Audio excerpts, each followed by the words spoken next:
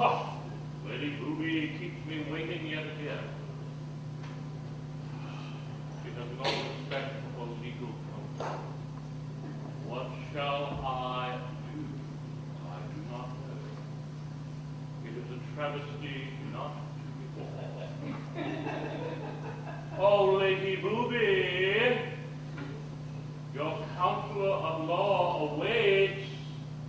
Lady Booby. Ah, what a travesty. Well, for your information, I am the lawyer Gaolcreep, here to advise her ladyship whenever she deigns to arrive. Lady Booby, your attorney awaits you.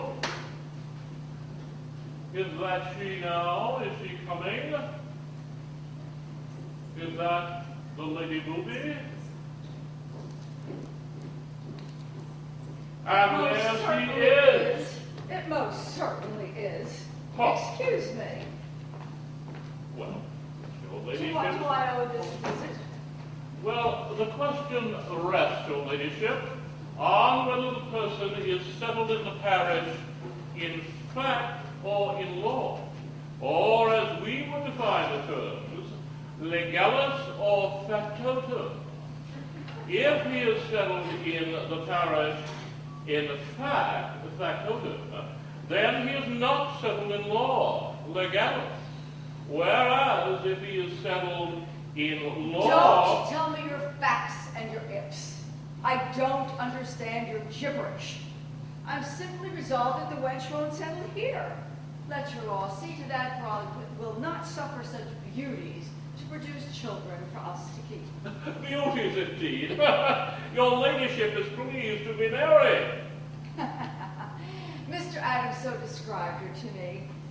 Pray, what sort of dowdy is it, Mr. Gaolcreep? Why, the ugliest creature almost I ever beheld. A poor, dirty drab. And yet, dear Mr. Gaolcreep, these ugly women will bring children, you know, so we must prevent the marriage. True, madam. For the subsequent marriage cooperating with the law, we'll carry law into fact. When a man is married, he is settled in fact, and then he is not removable. Good, Mr. Gaolcreep. Take what measures you please to see that she is removable, for it is our duty to prevent the increase of beggars. And though you say she's such an ugly slut, yet, dear Mr. Gaolcreep, these forward creatures who run after men will often find some as forward as themselves. Be sure, madam, Justice Frolic will stretch the law as far as is possible to oblige your ladyship. It is a great blessing to the county that he is in commission. He hath taken several poor off our hands. It does a man good to see him committing a beggar to Bridewell. He takes such pleasure in it. And when once we have him there, we shall then hear more of him. He's either starved, or else he's ate up by vermin. Mr. Gaolcreep, please just do your duty. Madam, it is all but done. For the laws of the land are not so vulgar to permit a mean fellow to contend with one of your ladyship's fortune.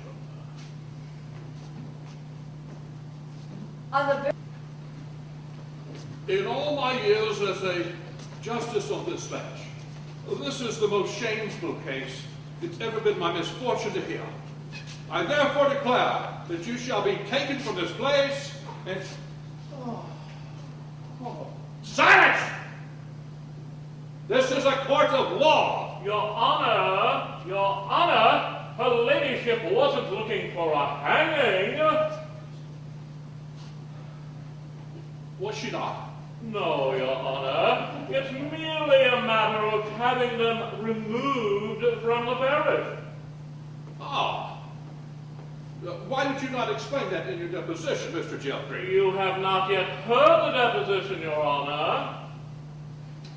Have I not? How remiss. Well, I'm most obliged to Mr. Gaolcreep. Such a pretty neck, it would put him in a shame. As for the fellow, transportation perhaps, that would get him out of the parish, eh? Perhaps you should hear the deposition, Your Honor. What? Oh, yes. I suppose I should. But be quick, I have a lot of prisoners to send down. Now that I see a little better, she is a decidedly pretty wench. Not for hanging, no. Squire Booby, welcome home. I'll wager this is the prettiest wench I've tried in many a month. You must stop the trial. Oh, no, dear fellow, your aunt would not hear of it. I believe, sir, that she would. This is a family matter. What are they guilty of? No great crime, a kind of felonious, larcenous thing.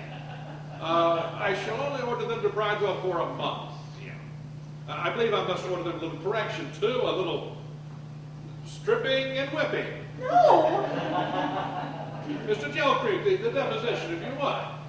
The deposition states that on the 23rd day of this October, the defendants, Joseph Andrews and Francis Goodwill, were seen to walk across a certain field belonging to myself, Lawyer Gaolcreep, and that the said Joseph Andrews was seen to cut one hazel twig of a value of 3 halfpence, and that the said Frances Goodwill did receive and carry in her hand the said twig. My, you naughty girl. And so was comforting, aiding, and abetting to the said Joseph Andrews therein. Jesu, would you commit 2 persons to Bridewell for 1 twig? Yes, and with great lenity too, for if we had called it a young tree, they would have been both hanged. Harkee, good squire, I would not have been so severe on this occasion, but Lady Booby desires to get them both out of the parish. It seems they intend to marry here, and her ladyship has no other means to prevent them from becoming an encumbrance. Well, sir, I can promise you that this man shall never be an encumbrance on her. Therefore, I shall be obliged if, instead of Bridewell, you will commit them to my custody. By all means, squire.